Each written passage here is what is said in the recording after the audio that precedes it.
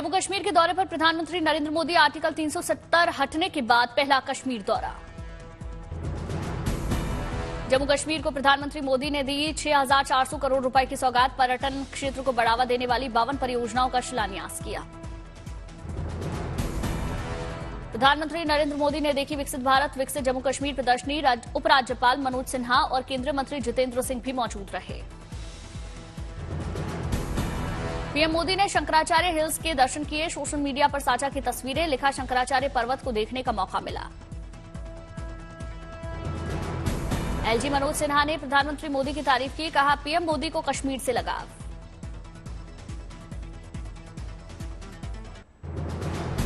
PM Modi के जम्मू कश्मीर दौरे के बीच कांग्रेस ने किया सवाल। कहा, जम्मू कश्मीर को कब मिलेगा राज्य का दर्जा। कांग्रेस ने केंद्र सरकार से किए एक और सवाल। जम्मू कश्मीर में कब होंगे चुनाव। कांग्रेस नेता खड़गे ने प्रधानमंत्री मोदी पर निशाना साधा। कहा, मणिपुर में लोग मर रहे हैं, वहां प्रधानमंत्री का ध्यान नहीं, सिर्फ चुनाव पर उनका ध्यान। कांग्रेस नेता खड़गे ने प्रधानमंत्री मोदी पर तंज कसा। कहा, सुबह उठो, टीवी देखो तो मोदी की तस्वीर दिखती है। मोदी की तस्वीर आ गई तो समझो कि उस घर को दरिद्री लग गई। अब क्या है, उठते ही आप टीवी ऐसा ऑन करो, मोदी आ गए, मोदी की फोटो आ गई तो उस घर को दरिद्री लग गई।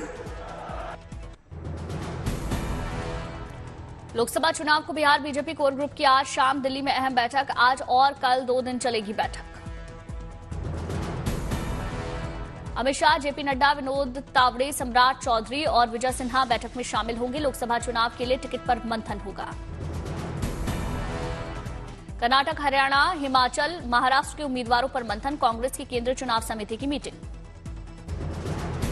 कांग्रेस के उम्मीदवारों की पहली लिस्ट पर मुहर लगने के आसार। जल्द जारी होगी लिस्ट। दिल्ली के सीएम केजरीवाल ने शाम 4 बजे बुलाई कैबिनेट की इमरजेंसी मीटिंग। बिजली सब्सिडी को लेकर हो सकता है बड़ा फैसला। कांग्रेस पर केंद्रीय मंत्री स्मृति ईरानी का निशाना। कहा, अमेठी सीट पर कांग्रेस का इतना मंथन हार का संकेत। पहली बार अमेठी से प्रत्याशी घोषित करने में कांग्रेस इतना समय लगा रही है, इतना चिंतन और मंथन कर रही है। कांग्रेस की हार का संकेत आपको उसी में मिल सकता है। कांग्रेस ने केंद्रीय मंत्री स्मृति ईरानी पर पलटवार किया। कहा, आप चाहती हैं राहुल गांधी अमेठी से चुनाव लड़े। अमेठी और रायबरेली सीट को लेकर बोले अजय राय। कहा, जनता चाहती है अमेठी में राहुल और रायबरेली में प्रियंका चुनाव लड़े। कार्यकर्ता जनता दोनों हैं, केवल कार्यकर्ता नहीं है। जनता भी डिमांड कर रही है कि रायबरेली से प्रियंका जी आके लड़ें और वहां से मजबूती के साथ वो वहां की जनता की सेवा, जिस तरह से पीढ़ियों से गांधी परिवार करता चला रहा है, उस प्रकार आकर अपनी जनता अपने परिवार के बीच में आ। शराब घोटाले मामले में दिल्ली के सीएम अरविंद केजरीवाल को फिर समन। राउज एवेन्यू कोर्ट ने केजरीवाल को समन भेजा। केजरीवाल को 16 मार्च को पेश होने का आदेश। ईडी की अर्जी पर केजरीवाल को कोर्ट ने भेजा समन। अब तक 8 बार ईडी समन भेज चुकी है। टोक्यो में रायसीना राउंड टेबल कॉन्फ्रेंस में बोले एस जयशंकर। कहा, यह परिवर्तन हमें और अधिक प्रभावी, विश्वसनीय साझेदार बनाता है।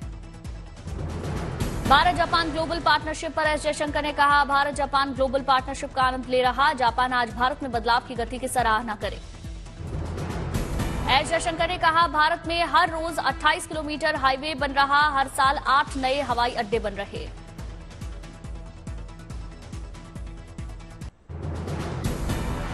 कांग्रेस नेता अधीर रंजन का सीएम ममता पर वार। कहा, मुझे सोच कर शर्म आती है कि मैं कौन से बंगाल में रहता हूं। संदेश खाली मामले पर अधीर रंजन ने सीएम ममता पर निशाना साधा। कहा, बंगाल की मुख्यमंत्री महिला बलात्कारियों के लिए आगे आ रही हैं, अपने पैसों से बचाने में जुटी हुई हैं।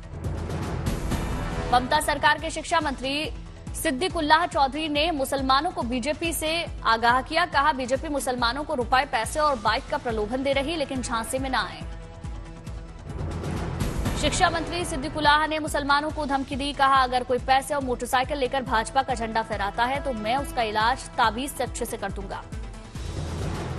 मंत्री सिद्दीकुल्लाह ने पूर्व जस्टिस अभिजीत गांगुली पर भी निशाना साधा। कहा, न्याय व्यवस्था में बीजेपी के होकर दलाली की और न्याय व्यवस्था से इस्तीफा देकर लोकसभा चुनाव में खड़े हो रहे हैं। यूपी में अवैध मदरसों पर शिकंजा कसा। एसआईटी ने रिपोर्ट सौंपी। 13,000 मदरसों को बंद करने की सिफारिश की। एसआईटी रिपोर्ट में अवैध मदरसों को खाड़ी देशों से आर्थिक मदद मिलने का जिक्र। कुल 23,000 मदरसों की जांच हुई।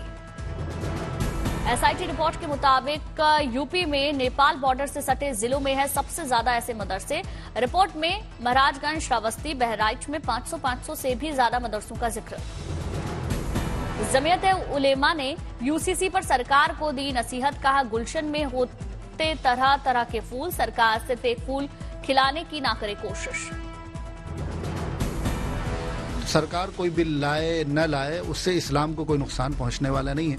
मुसलमान ये हमेशा से इन्होंने अपने मजहब पर अमल किया है और क़यामत तक करते रहेंगे। सरकार के बिल लाने से हमारे मजहब को कोई नुकसान नहीं पहुंचेगा, लेकिन इससे देश को नुकसान पहुंचेगा।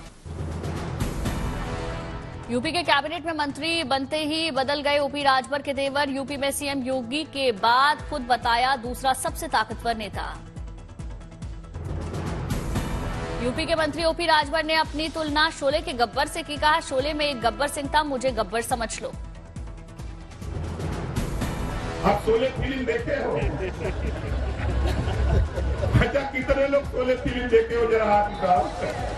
देखो ना, शोले में गब्बर सिंह था, है ना? तो गब्बर समझ लो। लेकिन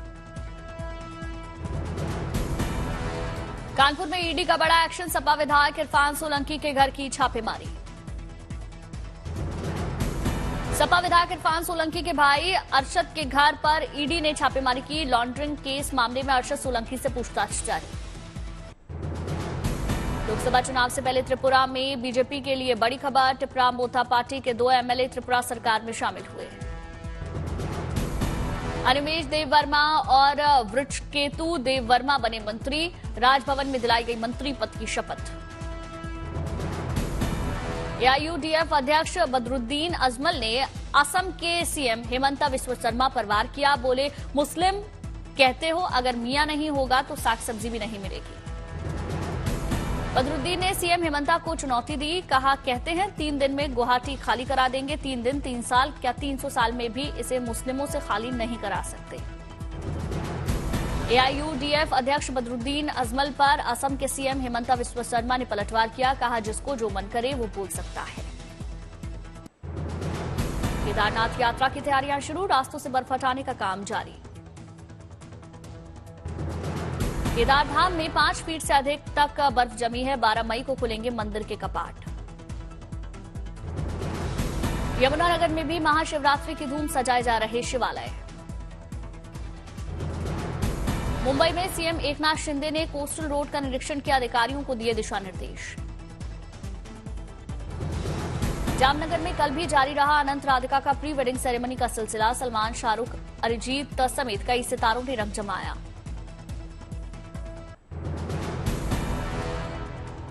देवघर में महाशिवरात्रि की तैयारियां जोरों पर। डीएम और एसपी ने बाबा वैद्यनाथ मंदिर का जायजा लिया।